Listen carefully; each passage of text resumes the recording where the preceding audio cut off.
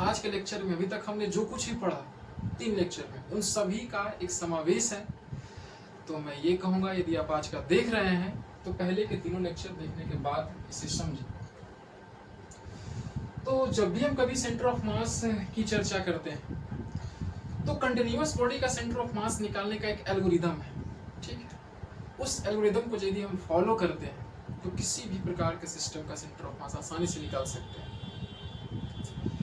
Algorithm क्या है? तो इस एल्गोरिदम में जो सबसे पहला पॉइंट आता है वो होता है सिस्टम को पहचानना, ठीक है। सिस्टम की पहचान करना मतलब आपको जो भी सिस्टम दिया गया है सबसे पहले आप उस सिस्टम को पहचानें, ठीक है।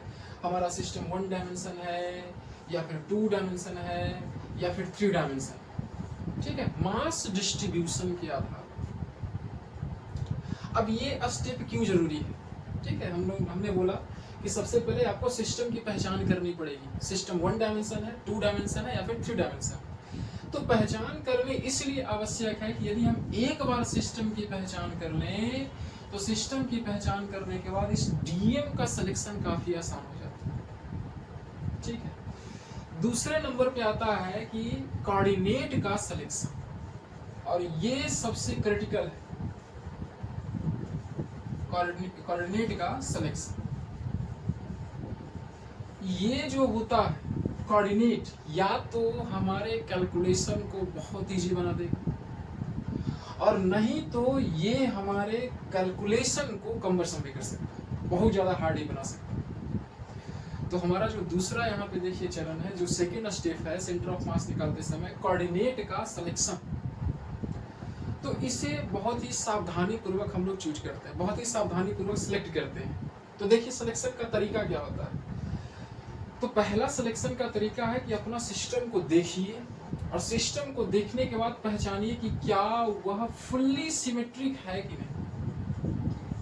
मतलब ज्योमेट्री में भी सिमेट्री होना चाहिए और मास डिस्ट्रीब्यूशन में भी सिमेट्री होना चाहिए। यदि ये दोनों तरफ से सिमेट्री है तो उसका जो ज्योमेट्रिकल सेंटर ऑफ पॉइंट होता है उस पॉइंट को अपना कोऑर्डिनेट का हम लेते हैं ऑरिजिन। जैसे यदि हम लोग बात करें, एक सिंपल सा एग्जांपल उठाते हैं, हम लोग बात करें, ये देखिए हमारे पास दिया गया है सर्कल, ठीक है। उस पूरे सर्कल का मास डेंसिटी सेम है और यदि हम लोग इसमें कोई ऐसा लाइन ड्रॉ करें, ये देखिए कोई ऐसा लाइन ड्रॉ करें और ये जो ड्रॉ करते हैं तो ये मिरर के जैसा दिखना चाहिए। मतलब जितना पार्ट हमको इसके दाईं ओर दिखाई दे रहा है उतना ही पार्ट कहाँ दिखाई देना चाहिए, बाईं। तो ये जो लाइन है, इस लाइन को हम लोग कहते हैं सिमेट्री लाइन या फिर सिमेट्री एक्सिस। क्या हम लोग कोई दूसरा लाइन यहाँ पे खींच सकते हैं? बिल्कुल खींच सकते हैं, दूसरा लाइन यहाँ पे खींच सकते हैं। तो देखो, तो ये दोनों लाइन देखिए जिस पॉइंट पर इंटरसेक्ट करेगा, ये जो इंटरसेक्शन पॉइंट है ये हमारे इस पूरे ज्योमेट्री का सेंटर, देखिए पूरे इस ज्योमेट्री का हो जाएगा सेंटर और इसी के सेंटर को हम लोग बना देंगे अपना ऑरिजिन। तो ये हो जाएगा हमारा एक्स अक्ष, ये हो जाएगा हमारा वाई अक्ष। तो ये तो सिमेट्री के केस में है। सिमेट्री जो भी आपका किसी भी सिस्टम का मिलेगा तो उसका जो ज्योमेट्रिकल मेन पॉइंट होगा, जो ज्योमेट्रिकल सेंटर होगा, वो हमारा कोऑर्डिनेट का सेंटर हो जाता है। अगर पार्शियल सिमेट्री है, ये देखिए पार्शियल सिमेट्री, पार्शियल सिमेट्री का मतलब होता है ना कि एक एक्सिस के अलोंग सिमेट्री है और दूसरे एक्सिस के अलोंग सिमेट्री नहीं है। जैसे इसका सबसे बेहतरीन एग्जांपल देखिए यहाँ पे हम लोग उठाने वाले हैं कोन को। ये देखो कोन को हमने उठाया, ठीक है। तो जब इस कोन को हम लोग देखते हैं और इसमें कोई ऐसा लाइन ड्रॉ करते हैं, ये देखिए ये हमने यहाँ पे क्या किया, एक लाइन को ड्रॉ कर दिया। तो इस लाइन के अराउंड जो है देखिए यहाँ पे हमको सिमेट्री दिखाई दे रहा है। और यदि इस पूरे सिस्टम का जो मास डेंसिटी है वो कांस्टेंट है तो ये पूरा का पूरा सिस्टम जो है मास के थ्रू भी जो है सिमेट्री को शो कर रहा है। लेकिन दिक्कत क्या है? दिक्कत ये है कि ये सिर्फ एक लाइन के अलोंग सिमेट्री को शो करता है, दूसरा लाइन हम यहाँ पे खींच ही नहीं सकते हैं जिसके अलोंग जो है ये सिस्टम हमारा क्या हो, सिमेट्री। तो इसके लिए क्या किया जाता है कि पार्शियल सिमेट्री के केस में आप केवल उस लाइन को ढूंढो, केवल उस लाइन को ढूंढो जिसके अलोंग जो है हमारा सिस्टम सिमेट्री दिखाई दे, और उसी लाइन पर जो है सेंटर ऑफ मास लाइज करता है। मतलब जो लाइन सिमेट्री को शो करेगा उसी लाइन पर हमारे सिस्टम का सेंटर ऑफ मास होता है। उस लाइन को अपना एक एक्सिस मान लीजिए, इसको मान लेते हैं सपोज करो बाई एक्सिस। तो दूसरा एक्सिस कहाँ होगा? तो दूसरा एक्सिस इसके सेंटर पे, इसका जो बेस होता है, हमारे सिस्टम का जो बेस है, इसके बेस पे जो है हम लोग क्या करते हैं, अपना दूसरा एक्सिस ले लेते हैं। तो इस प्रकार से चूज किया जाता है पार्शियल सिमेट्री के केस में कोऑर्डिनेट का। और यदि नॉन सिमेट्री है, यदि हम लोग बात करते हैं थर्ड केस में नॉन सिमेट्री, नॉन सिमेट्री का यदि हम लोग बात करते हैं तो नॉन सिमेट्री में कोऑर्डिनेट सिलेक्शन डिपेंड करता है क्वेश्चन में दिए गए लिमिट के आधार पर, या फिर जो आपका जिस प्रकार से डेंसिटी वेरी करेगा उस डेंसिटी के आधार पर जो है हम लोग कोऑर्डिनेट का सिलेक्शन करते हैं। तो ये था कोऑर्डिनेट को सिलेक्ट करने का पूरा प्रोसेस। तो हमने दो प्रोसेस देखा, पहला हमने क्या देखा, सिस्टम की पहचान करनी होती है, दूसरा हमने देखा कोऑर्डिनेट को सिलेक्ट करते हैं। थर्ड नंबर होता है डीएम को मैथमेटिकल रूप में लिखना, यानी कि डीएम का सिलेक्शन। थर्ड नंबर पे देखिए हम लोग आते हैं डीएम का सिलेक्शन। तो हमने अभी आपको बोला कि हमारा जो नंबर 1 स्टेप होना चाहिए सिस्टम की पहचान, 1 डायमेंशन है, 2 डायमेंशन है कि 3 डायमेंशन है। और यदि हमने सिस्टम की पहचान कर ली तो डीएम का सिलेक्शन काफी आसान हो जाता है, डीएम को मैथमेटिकल रूप में लिखना काफी आसान हो जाता है। 1 डायमेंशन के फॉर्म में कैसे लिखते हैं? तो 1 डायमेंशन के फॉर्म में लिखते हैं डीएम बराबर लैम्डा इनटू डी। 2 डायमेंशन है तो 2 डायमेंशन में हम लोग लिखते हैं डीएम बराबर सिग्मा इनटू डीए। और यदि 3 डायमेंशन है तो इसके लिए हम लोग लिखते हैं डीएम बराबर रो इनटू डी। हमने इस तीनों का जो है प्रॉपर तरीके से कहाँ से ये आया है हमने लास्ट लेक्चर, थर्ड लेक्चर में देखा था, तो वहां जाके आप समझ सकते हैं हमने कैसे लिखा है। तो डीएम का हमने सिलेक्शन कर लिया। उसके बाद नंबर 4 पे देखिए, चौथा पे आता है ना कि हम लोग सिंपल सा यहाँ पे अब लगाते हैं सेंटर ऑफ मास का formula, R centre of mass equal to integration of vector R dot DM और बटा इंटीग्रेशन ऑफ डी। यहाँ तक चीजें काफी आसान है, लेकिन जैसे ही इस फॉर्मूला को हम लोग पुट करते हैं तो पुट करने के तुरंत बाद देखिए यहाँ पर एक नई समस्या उठती है, लिमिट को लिखना। तो हमारा जो 5वां स्टेप है वो होता है लिमिट का चुनाव कर, लिमिट का चुनाव कर, सिलेक्शन। अब लिमिट का सिलेक्शन, तो लिमिट का सिलेक्शन प्योरली डिपेंड करता है हमारे सिस्टम की ज्योमेट्री, ठीक है। ज्योमेट्री में मास डिस्ट्रीब्यूशन किस पॉइंट से किस पॉइंट तक है, लिमिट के लिए हमको क्या देखना पड़ता है ना कि मास डिस्ट्रीब्यूशन जो है किस पॉइंट से शुरू हुआ है और किस पॉइंट तक गया है। तो इस दोनों पॉइंट को हम लोग कहते हैं limit, starting limit, final limit. इसी को हम लोग लोअर लिमिट और अपर लिमिट के नाम से भी जानते हैं। तो कैसे लिखा जाता है ये हम लोग अभी देखेंगे, क्वेश्चन के थ्रू समझेंगे इसको। और 6 नंबर, इतना सब करने के बाद हम लोग को फिर कैलकुलेट करते हैं, आंसर आ जाता है। लेकिन 6 नंबर जो है ये होता है फिजिकल मीनिंग, ठीक है, फिजिकल मीनिंग मीन और साथ में लिमिट चेक, लिमिट चेक। ये आपको जो है नॉर्मल स्टूडेंट से अलग होता है। ये जो हमने 6 स्टेप लिखा है ना, फिजिकल मीनिंग क्या होता है, जो अपना रिजल्ट निकला आप उस रिजल्ट में डिफरेंट टाइप्स के लिमिट्स लगा के उसको चेक कर सकते हैं, ठीक है। सेंटर ऑफ मास आके शिफ्ट होगा, पीछे शिफ्ट होगा या फिर क्या वैल्यू होगा, ये जो है यहाँ से आप एक सामान्य स्टूडेंट से अपने आप को अलग बना सकते हैं। तो कैसे बनाइएगा और कैसे कैसे इन सभी चीज़ों को हम लोग देखते हैं, कैसे कैसे कैलकुलेट करते हैं। तो चलिए आइए यहाँ से हम लोग उठाते हैं कुछ आसान से सवाल। तो चलिए पहले कुछ आसान सवाल देखते हैं और आगे आने वाले 2 से 3 लेक्चर में हम लोग जनरल रिजल्ट को नहीं उठाएंगे, जहाँ पे हमारा जो है पूरा का पूरा डेंसिटी यूनिफॉर्म हो। उसके बाद कुछ अच्छे सवाल देखेंगे जो कि जेईई या फिर ओलंपियाड में पूछे जाते हैं। तो पहले एक सिंपल सा सवाल उठाते हैं जो कि जनरल केस भी है। हमारे पास एक रॉड दे दिया गया है, ये देखिए एक छड़ है, इस छड़ का टोटल लेंथ, ये देखिए टोटल लेंथ जो है L है, और इसका जो डेंसिटी है लैम्डा वो यूनिफॉर्म है। इस छड़ का जो डेंसिटी लैम्डा है वो क्या है, यूनिफॉर्म है, और इसका मास कितना है m। तो हमारा सिस्टम देखिए डिसाइड हो गया। L लेंथ का एक छड़ है, इसका डेंसिटी यूनिफॉर्म है, और इसका मास जो हमको दे दिया गया है m। तो हमसे पूछ रहा है कि इसका सेंटर ऑफ मास क्या है।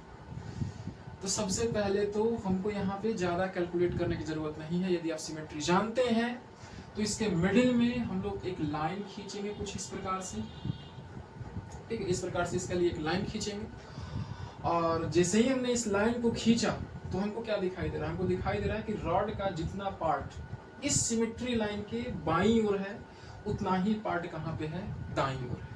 इसका मतलब पक्का सेंटर ऑफ मास जो है, चूंकि रॉड वन डायमेंशन होता है तो सेंटर ऑफ मास जो है इस रॉड के ठीक मिडिल पॉइंट पे एग्जिस्ट करेगा। मतलब आंसर मेरा क्या हो जाएगा, L/2। लेकिन फिर भी जो है हम लोग यहाँ पे स्टेप्स देखते हैं, मैथमेटिकल स्टेप कैसे कैसे हमने अभी जितना भी एल्गोरिथम देखा उसको कैसे अप्लाई किया जाता है। तो सबसे पहला चीज क्या है, सिस्टम की पहचान करना। तो मास देखिए पूरा एक लाइन में देखिए फैला हुआ है, ठीक है, कुछ मास यहाँ पे है, कुछ मास यहाँ पे है, कुछ मास यहाँ पे है। मतलब जो मास हमारा है, मास डिस्ट्रीब्यूशन एक लाइन में है, और जब मास डिस्ट्रीब्यूशन लाइन में हो इसका मतलब हमारा जो सिस्टम है वो सिस्टम क्या है, वन डायमेंशनल सिस्टम है। और जैसे ही वन डायमेंशनल सिस्टम निकल गया तो हम लोग जो है डीएम लिख सकते हैं, क्या लिख सकते हैं, λ.dl। तो ये दो चीज तो क्लियर हो गया सिस्टम देखने के बाद। सेकेंड जो आता है कोऑर्डिनेट का सिलेक्शन, और कोऑर्डिनेट का सिलेक्शन का हमने यहाँ पे प्रोसेस पढ़ा कि आप जो है सिमेट्री लाइन देखिए, यदि प्योर सिमेट्री है, मास में भी सिमेट्री है और साथ में किसमें, ज्योमेट्री में भी सिमेट्री है, तब आप जो है उस सिमेट्री एक्सिस को अपना एक एक्सिस बनाइए। ये देखिए ये हमारा हो गया वाई एक्सिस, और ये देखो हमारा हो जाएगा एक्स एक्सिस। तो हमने क्या कर लिया, कोऑर्डिनेट का भी चुनाव कर लिया, ठीक है। थर्ड नंबर क्या आता है, हमने पहला काम कर लिया, सिस्टम का चुनाव कर लिया, सिस्टम का पहचान कर लिया, सेकंड काम कर लिया, डीएम कर लिया, थर्ड नंबर क्या कर लिया, हमने अपना कोऑर्डिनेट का सिलेक्शन कर लिया। अब यहाँ पे ये जो डीएम है, डीएम को सिलेक्ट कीजिए। डीएम जो है कहाँ से कहाँ तक ले रहे हैं, तो मान लेते हैं डीएम, हमने डीएम को देखो यहाँ पे लिया, ठीक है, डीएम देखिए कहीं यहाँ पे लिया, और इस डीएम का जो पोजीशन है वो सेंटर से देखिए एक्स पे, और जो हमने छड़ का जो पार्ट काटा है उस पार्ट का लेंथ जो है वो dx है। ये जो मेरा पूरा का पूरा जो छड़ है, इस छड़ का एक छोटा सा पार्ट काटा है, देखिए इतना छोटा सा पार्ट काटा, ठीक है। इस छोटे पार्ट को हमने क्या बोल दिया, dx। उसकी जो लेंथ है वो dx है, और इस dx का जो पोजीशन है, हमारे जो ओरिजिन है हमारे कोऑर्डिनेट का, इसके ओरिजिन से कितना डिस्टेंस पे है, x डिस्टेंस पे। तो इसके लिए बताइए हम लोग dm कैसे लिखेंगे, तो इसके लिए dm लिखेंगे dm बराबर लैम्डा इंटू dl। क्या होता है, वह लेंथ होता है जो हमने काटा, तो हमने कितना काटा है dx, इसको क्या लिखेंगे, λ.dx। अब देखिए हमने अपने कोऑर्डिनेट के अनुसार dm का सिलेक्शन हमने कर। थर्ड नंबर क्या आता है, तो थर्ड नंबर आता है क्या, fourth number, centre of mass का फॉर्मूला को लगाना, r.dm बटा इंटीग्रेशन ऑफ डी। तो चलिए देखते हैं। अब देखो ये वेक्टर है, ठीक है, ये जो है वेक्टर है, लेकिन यदि हम लोग यहाँ पे देखें तो हमारा रॉड केवल एक्स एक्सिस पर ही है, ठीक है, केवल एक्स एक्सिस में, वाई एक्सिस में ये नहीं है। जब वाई एक्सिस में नहीं है इसका मतलब हमको पूरा वेक्टर नेचर लेने की जरूरत नहीं है, केवल हम लोग क्या कर सकते हैं, एक्स सेंटर ऑफ मास यानी इसका जो है केवल एक्स कंपोनेंट का यूज करेंगे, x.dm और बटा में इंटीग्रेशन ऑफ डी। चलिए अप्लाई करते हैं क्या आता है, देखिए तो x सेंटर ऑफ मास बराबर इंटीग्रेशन ऑफ x.dm और बटा इंटीग्रेशन ऑफ। चलिए हमने dm का यहाँ से देखिए वैल्यू निकाल लिया है, lambda.dx, तो इंटीग्रेशन ऑफ x.lambda.dx और बटा इंटीग्रेशन ऑफ dm यानी कि lambda.dx। अब इसके बाद देखिए बारी आता है लिमिट को पुट करने का, और हमने कहा लिमिट को पुट करने के लिए देखिए कि आपका जो सिस्टम है वो कहां से कहां तक फैला हो। तो यहाँ पे ध्यान से देखिए, ये देखो पूरा रॉड का लेंथ जो है वो है L, तो ये हो गया 0। तो नेगेटिव साइड कहाँ तक आएगा, मैक्सिमम में -l/2 तक आएगा, और पॉजिटिव साइड कहाँ तक जाएगा, प्लस में l/2 साइड तक जाएगा। मतलब इस रॉड का आधा भाग पॉजिटिव साइड में है और आधा भाग कहाँ है, नेगेटिव साइड है। मतलब मेरा पूरा का पूरा रॉड जो है -l/2 से लेकर के +l/2 तक फैला हुआ है। यानी कि इसका लिमिट हो जाएगा -l/2 से लेकर +l/2 तक, -l/2 से लेकर +l/2। अब इसको हम लोग नॉर्मली सोल्व करते हैं। चूंकि हमने वो दिया था लैम्डा हमारा कांस्टेंट है, तो कांस्टेंट को बाहर निकालते हैं। तो लैम्डा देखिए ऊपर बाहर निकला, तो यहाँ से इंटीग्रेशन में सिर्फ मेरा बच जाएगा क्या, x.dx और बटा, यहाँ से भी देखिए लैम्डा बाहर निकलेगा, लैम्डा बाहर निकला तो इंटीग्रेशन में क्या बच जाएगा, सिर्फ dx बचेगा, -l/2 से +l/2, -l/2 से प्लस में l/2। ये देखिए लैम्डा से लैम्डा खत्म हो गया। इसका इंटीग्रेशन x² बटा 2 -l/2 से +l/2 पर पूरे का बटा। इसका इंटीग्रेशन क्या होता है, इंटीग्रेशन dx सिर्फ x होता है, सिर्फ x हुआ। तो इसका लिमिट -l/2 से लेकर +l/2। इसको सोल्व करेंगे, अपर लिमिट माइनस लोअर लिमिट। तो देखिए x² की जगह पे जब l/2 पहले पुट करेंगे तो क्या हो जाएगा, l² और बटा 4 × 2 बटा 8 माइनस अपर लिमिट। अब -l/2 का स्क्वायर कीजिएगा तो फिर से देखिए रिजल्ट यही आएगा, l² बटा 8। और फिर देखिए इस पूरे का बटा, पहले x के पास पुट कीजिए l/2, तो बटा में कितना हो जाएगा, l/2, फिर माइनस लोअर लिमिट, तो माइनस इंटू माइनस l/2 कितना हो जाएगा, प्लस में l/2। ये देखो हो गया 0 बटा, और ये हो गया l। ये हमारा निकला देखिए x सेंटर ऑफ मास यानी बराबर में 0। यानी कि हमारा जो सेंटर ऑफ मास होगा वो 0 पर होगा। 0 मतलब ऑरिजिन पे होगा। और ये हमने बिना इतना कैलकुलेशन किए, बिना जो है इतना इंटीग्रेशन किए हम लोग पहले ही देखिए निकाल चुके हैं। ठीक है, कि सेंटर ऑफ मास कहाँ होगा, ऑरिजिन पे होगा, यानी कि l/2 डिस्टेंस पे होगा। पूरा जो हमारा लेंथ है वो l है, तो सेंटर ऑफ मास कहाँ हो जाएगा, l/2 पे। मीन एक सेंटर ऑफ मास यहाँ पे हो जाएगा l/2। ठीक है, इस कोऑर्डिनेट के लिए सेंटर ऑफ मास 0 पे, और यदि हमने कोऑर्डिनेट को चेंज कर दिया तो उसके अनुसार जो है सेंटर ऑफ मास कहाँ चलाएगा, l/2 पे। तो ये था हमारा छड़ के लिए। तो आप लोग ट्राई कीजिएगा कुछ इस प्रकार से कि हम छड़ को देखिए यहाँ पे रखते हैं, बिल्कुल ऑरिजिन पे। छड़ जो है हमारा 0 से लेके l तक है फैला हुआ। ये x एक्सिस है, ये y एक्सिस है। आप लोग बीच में कहीं भी जहां इच्छा करें वहां पे देखिए dm को सिलेक्ट कर लीजिएगा इस प्रकार से, और मानिएगा कि ये जो dm हमारा है वो ऑरिजिन से x डिस्टेंस पे है, और इस जो है जो हमने लेंथ काटा है उसका लेंथ है dx। फिर ये पूरे की पूरी जो है प्रक्रिया करके आप निकाल के ट्राई कीजिएगा। एक सेंटर ऑफ मास आना चाहिए कितना, l/2। तो ये एक सिंपल केस था 1 डायमेंशन का। हम लोग एक और केस देखते हैं, आर्क, सर्कुलर आर्क का केस।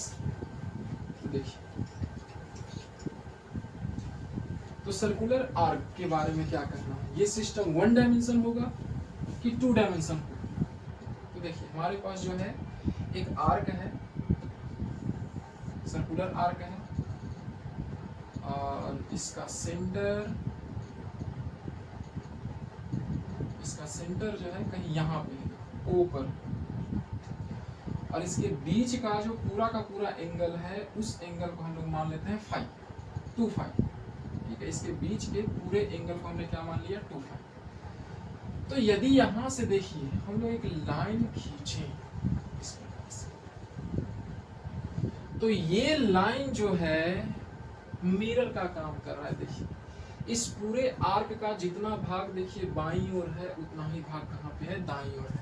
मतलब हमारा ये जो पूरा का पूरा आर्क है वो वाई एक्सिस की सिमेट्री है। तो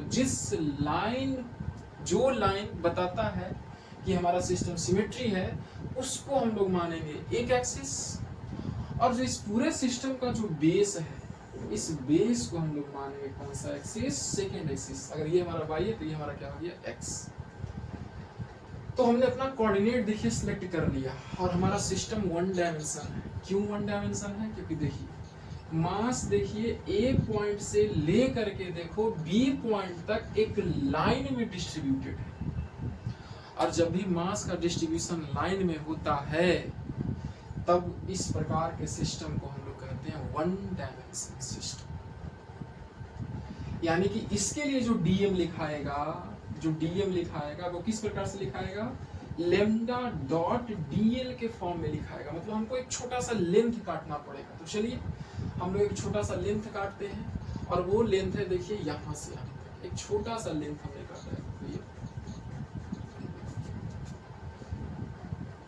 और यह जो लेंथ है जिसको हमने काटा है यह एक्स अक्ष के साथ देखिए बना रहा है थीटा एंगल, और इसके बीच का जो कोण है ये कोण है देखिए डी थीटा। इस पूरे ज्योमेट्री को समझिएगा। जो हमने यहाँ पे जो डीएल काटा है, जो लेंथ काटा है, यह लेंथ जो है इस आर्क के सेंटर के साथ बना रहा है डी थीटा को, और यह जो है हमारा एक्स एक्सिस से थीटा कोण आगे है, मतलब थीटा कोण पे प्रेजेंट है। तो हमको निकालना है सबसे पहले, चूंकि लेम्डा तो कांस्टेंट है, हमको निकालना है ये डीएल। ये देखो इस डीएल का लंबाई निकालना। ये भी रेडियस आर है, ये भी रेडियस आर है, तो बताइए ये आर्क हो गया, ये जो है क्या हो गया? आर्क। तो आर्क, रेडियस और एंगल, इस तीनों में क्या रिलेशन है? इस तीनों में रिलेशन होता है arc equal to radius multiply by angle, mean S equal to R into theta. जो भी रेडियस है उस रेडियस को, ठीक है ना, वो आर्क सेंटर पे कितना एंगल बना रहा है, यदि उससे हम लोग मल्टीप्लाई करते हैं तो हमको आर्क का लेंथ मिल जाता है। मीन इतना दूर का जो लेंथ होगा वो हो जाएगा कितना? R into D theta. अर्थात हम लोग के जो डीएम का जो वैल्यू होगा वो हो जाएगा lambda into R into D theta. ये देखिए हो गया हमारा डीएम का सिलेक्शन हो गया। और चूंकि ये जो है हमारा पूरा का पूरा सिस्टम वाई एक्सिस के अलॉन्ग सिमेट्री है, इसका मतलब centre of mass Y axis में होगा। तो हम लोग यहाँ पे वेक्टर नेचर की जरूरत नहीं है, सिंपल अप्लाई कर देते हैं वाई सेंटर ऑफ मास का फॉर्मूला। क्या होता है? Integration of Y dot DM बटा इंटीग्रेशन ऑफ डीएम। अब देखो, अब यहाँ पे ये y क्या है? ये y जो है आपने जो dm काटा है, ठीक है, हमने ये जो लेंथ काटा है dl काटा है, उसका देखिए y कोऑर्डिनेट है, ठीक है ना। ये जो dm हमने काटा उसका y कोऑर्डिनेट क्या होगा? तो थोड़ा सा इसको देखिए अलग यहाँ पे हम बनाते हैं। यहाँ पे देखो हमने इतना बड़ा बनाया है dl, लेकिन dl का लेंथ पता है एकदम पॉइंट के बराबर होता है, बहुत छोटा, ठीक है। डेल्टा एल जब टेंस करता है ना, 0 की अप्रोच करता है, यानी कि ये जो हमने इतना बड़ा बनाया है रियलिटी में ये बहुत बहुत बहुत बहुत छोटा है, अप्रोक्स एक पॉइंट के बराबर है। तो ये देखो हमारा हो गया डीएम, ये हो गया हमारा डीएम। और यहाँ से देखिए यह जो डीएम है हमारा एक्स अक्ष के साथ बना रहा है थीटा। ये देखिए ये हमारा हो गया एक्स अक्ष, और ये हमारा हो गया वाई अक्ष। और ये देखिए ये जो लेंथ है ये कितना है? आर है। तो हमको बताना है इसका x कंपोनेंट कितना होगा और y कंपोनेंट कितना होगा। कंपोनेंट का मतलब होता है प्रोजेक्शन।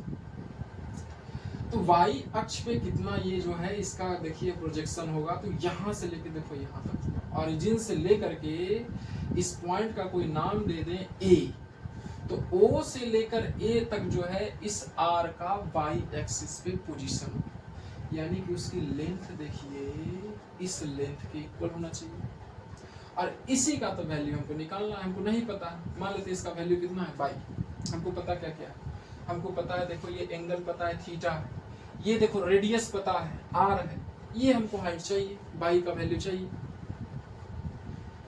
तो बताइए ये बन रहा है एक राइट एंगल ट्रायंगल, और एंगल के सामने जो साइड होता है इसको हम लोग कहते हैं परपेंडिकुलर, ठीक, ये हो गया परपेंडिकुलर। ये देखिए हमारा हो गया हाइपोटेनस, और ये हो गया हमारा एंगल थीटा। तो बताइए परपेंडिकुलर, हाइपोटेनस और थीटा में क्या रिलेशन? ट्रिग्नोमेट्री कहता है साइन थीटा। ठीक है, साइन थीटा बराबर होता है परपेंडिकुलर बटा हाइपोटेनस, वैल्यू पुट करते हैं तो साइन थीटा बराबर होता है, देखिए परपेंडिकुलर का वैल्यू बाई और बटा हाइपोटेनस का वैल्यू आर। तो यहाँ से यदि हम लोग बाई का वैल्यू निकाले तो कितना हो जाता है आर इंटू साइन थीटा, यानी कि डीएम का जो बाई अक्ष पे जो वैल्यू होगा, जो बाई अक्ष पे जो प्रोजेक्शन होगा या बाई कोऑर्डिनेट होगा, उसका वैल्यू हो जाएगा आर इंटू साइन थीटा। इसी प्रकार से आप इस एक्स एक्सिस का भी कोऑर्डिनेट निकाल सकते हो, वो आएगा R into cos theta. Try कीजिएगा, एक्स एक्सिस पे आर इंटू कॉस थीटा आना चाहिए। तो हमको डीएम का देखिए बाई कोऑर्डिनेट मिल चुका है आर साइन थीटा और डीएम भी मिल चुका है। तो चलिए हम लोग यहाँ पे पुट करते हैं वैल्यू। तो पुट करते देखिए क्या आएगा, इंटीग्रेशन बाई का वैल्यू कितना आया है R into sine theta into DM. DM देखिए हमने पहले ही निकाल चुका था, lambda R into D theta पूरे का बटा डीएम। ये देखो डीएम लैम्डा इंटू डीएम, यानी कि lambda into R D theta, R D theta integration. अब हमको यहाँ पे पुट करना है इसका लिमिट, ये जो हमारा है मास डिस्ट्रीब्यूशन कहाँ से कहाँ तक है। फिर से इसके लिए हम लोग क्या करेंगे, एक अलग से देखो यहाँ पे एक ड्रॉ करते हैं। देखो यही तो है हमारा सिस्टम, ये देखो हमारा सिस्टम है, ये हमारा सिस्टम। अब थोड़ा समझिएगा, हमारा जो मास है देखिए इस पॉइंट ए से लेकर इस पॉइंट बी तक देखो फैला हुआ, और यहाँ पे देखिए मेरा वेरिएबल कौन सा है डी थीटा, मतलब सेंटर पे कहाँ से कहाँ तक जो है मेरा डी थीटा जो है वैरी करेगा, और जैसे जैसे ये डी थीटा वैरी करेगा वैसे वैसे मेरा जो है मास डिस्ट्रीब्यूशन वैरी करेगा। तो ध्यान से देखिए थीटा, तो हमारा सिस्टम है देखिए ये एक्स अक्ष के साथ कितना कोण बना रहा है, एक्स अक्ष के साथ देखो ये इस कोण को मान लेते हैं थीटा 1, ठीक है। तो थीटा 1 से देखिए हमारा सिस्टम स्टार्ट हुआ और हमारा सिस्टम देखो पूरा का पूरा गया है, देखो यहाँ थीटा 2 तक गया है ना। हमारा सिस्टम थीटा 1 से देखिए शुरू हुआ है और ये गया है कहाँ तक, थीटा 2 तक, यानी कि हमको वैल्यू चाहिए थीटा 1 और थीटा 2। तो ये देखो हमारा सिस्टम में पूरा एंगल देखिए 2 अल्फा है, पूरा एंगल जो है ये बीच का एंगल पूरा जो है हमारा ये आर्क है जो सेंटर में बना रहा है, ओरिजिन बना रहा है, वो है 2 अल्फा। इसका मतलब ये हुआ ये इतना कोण कितना है फाई है, सॉरी अल्फा बोल रहे थे, फाई है, और ये कोण भी कितना है फाई है, और ये जो कोण है वो देखिए है 90 डिग्री, 90 डिग्री। तो थोड़ा सा हम लोग केवल फर्स्ट क्वाड्रेंट को देखते हैं, ठीक है, केवल इधर वाला देखते हैं। तो देखिए, तो यदि हम लोग बात करें केवल इस कोण को थीटा 1 को और ये देखिए फाई को जोड़ देते हैं, ठीक है, थीटा 1 और इस फाई को जोड़ दें तो जोड़ने के बाद जो है उसका वैल्यू किसके बराबर हो जाएगा, 90 डिग्री के बराबर हो जाएगा। तो देखिए इसको लिख सकते हैं क्या, थीटा 1 प्लस फाई बराबर 90 डिग्री, यानी कितना पाई बाई 2। तो थीटा 1 का जो वैल्यू है वो कितना आ गया, पाई बाई 2 माइनस, यानी कि एक वैल्यू हम लोग को पता चल गया कि ये जो एंगल है देखो यहाँ से यहाँ वो कितना है, पाई बाई 2 माइनस, यहाँ से हमारा सिस्टम शुरू हुआ और गया कहाँ तक है, गया है देखिए पूरा इस लास्ट लाइन तक। तो ये टोटल एंगल कितना है, ये टोटल जो है थीटा 2 का वैल्यू कितना है, ये देखो हमारा थीटा 2। तो थीटा 2 का वैल्यू देखिए ये 90 डिग्री में, ये देखो पूरा का पूरा इस 90 डिग्री में जब इस फाई को जोड़ दें, यही है ना मेरा थीटा 2, देखिए ये हमारा थीटा 2। तो इसको हम लोग क्या लिख सकते हैं, ये देखो हमको एंगल पता है कितना फाई, तो इस 90 डिग्री में यदि इस फाई को जोड़ दें तो हमको पूरा पूरा देखिए ये वाला एंगल पता चल जाएगा, यानी कि थीटा 2 का जो वैल्यू है, थीटा 2 का जो वैल्यू है वो कितना है, पाई बाई 2 प्लस फाई।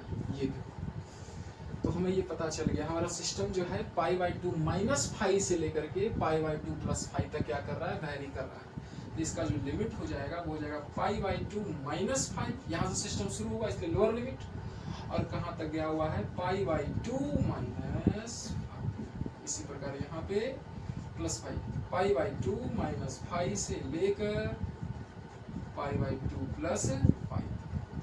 अब ये सिंपल सा मैथमेटिक्स है, इसको हम लोग क्या करते हैं, सोल्व करते हैं। तो देखिए सोल्व करने पे क्या रिजल्ट आता है। R constant, lambda constant, R into R square और lambda.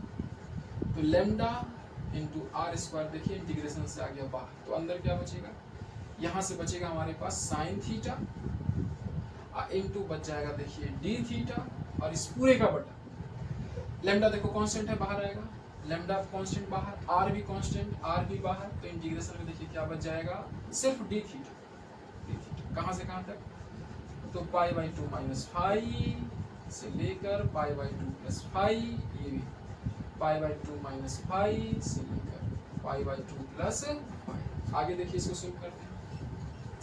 Integration of sine theta, sine theta का इंटीग्रेशन होता है माइनस कॉस थीटा, और लेमडा से लेमडा खत्म, आर से आर खत्म, तो ये देखिए क्या हो जाएगा, आर साइन थीटा का इंटीग्रेशन माइनस कॉस थीटा, और कहाँ से कहाँ तक, तो पाई by 2 minus five into pi by 2 plus five, और फिर देखिए इस पूरे का बटा इंटीग्रेशन डी थीटा, और डी थीटा का इंटीग्रेशन होता है सिर्फ और सिर्फ थीटा,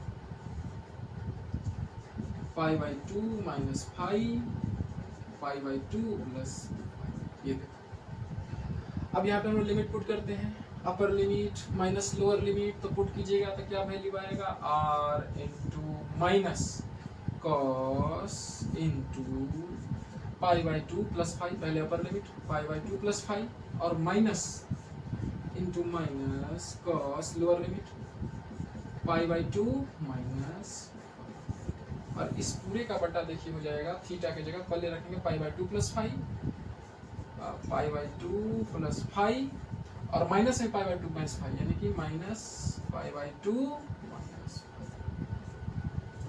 अब देखिए कॉस 90 प्लस थीटा है ना, कॉस 90 प्लस थीटा ये होता है माइनस साइन थीटा। तो देखिए तो यहाँ से मेरा क्या हो जाएगा, आर पहले से है बाहर, तो माइनस बाहर into cos 90 plus five sine five minus sine five minus sine, और फिर देखिए माइनस इंटू माइनस प्लस, और cos 90 minus theta plus sine theta होता है, कॉस 90 माइनस थीटा होता है प्लस साइन थीटा, तो यहाँ पे लिख देंगे प्लस में साइन फाइव, और इस पूरे का बटा देखिए क्या हो जाएगा,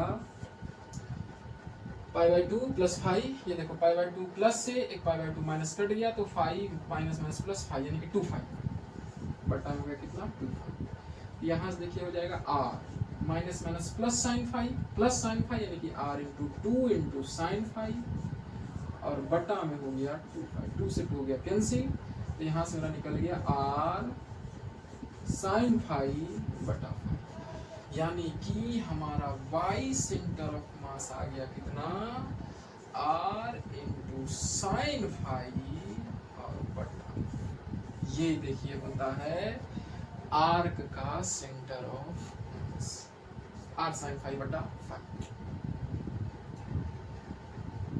तो हमने आर्क का निकाला, सोचिए यदि सेमी सर्किल होता, ठीक है, ये आर्क नहीं होता, एक सेमी सर्किल होता, तब इसका सेंटर ऑफ मास कहाँ से निकलता, हम लोग इसी रिजल्ट का यूज करके निकाल सकते हैं। देखो सेमी सर्किल होता मतलब ये पूरा का पूरा पार्ट देखिए यहाँ आ जाता, और इधर देखिए पूरा का पूरा पार्ट क्या होता, यहाँ तक आ जाता, मतलब ये जो हमने फाइव लिया है, इधर का एंगल फाइव और इधर का एंगल फाइव, ये फाइव का वैल्यू देखो 90 डिग्री के बराबर हो जाता, इस फाइव का वैल्यू 90 डिग्री के बराबर मतलब पाई बाई 2 के बराबर। तो पुट कीजिए, देखिए सेमी सर्किल के लिए,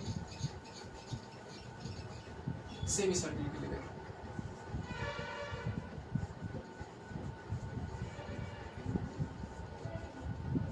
फाइव बराबर पाई बाई 2, पुट करते हैं यहाँ पे देखिए कितना आएगा, वाई सेंटर ऑफ मास बराबर R into sine pi by 2 और बटा pi by 2, sine pi by 2 sine number 1, इसका वैल्यू देखिए आता है 2r बटा पाई। ये देखो सेमी सर्किल का सेंटर ऑफ मास होता है 2r बटा पाई। फुल सर्किल होता ठीक है, ये देखो पूरा का पूरा फुल सर्किल होता, मतलब इस बार जो है इधर का फाई 180 डिग्री और इधर का भी फाई 180 डिग्री और साइन 180 डिग्री का वैल्यू होता है 0। तो हमारा पूरा का पूरा जो वाई सेंटर ऑफ मास आ जाता है सीधे कहाँ जाता है, 0 पर आ जाता है। तो कुछ इस प्रकार से हम लोग जो है पूरा का पूरा सेंटर ऑफ मास का कैलकुलेशन करते हैं।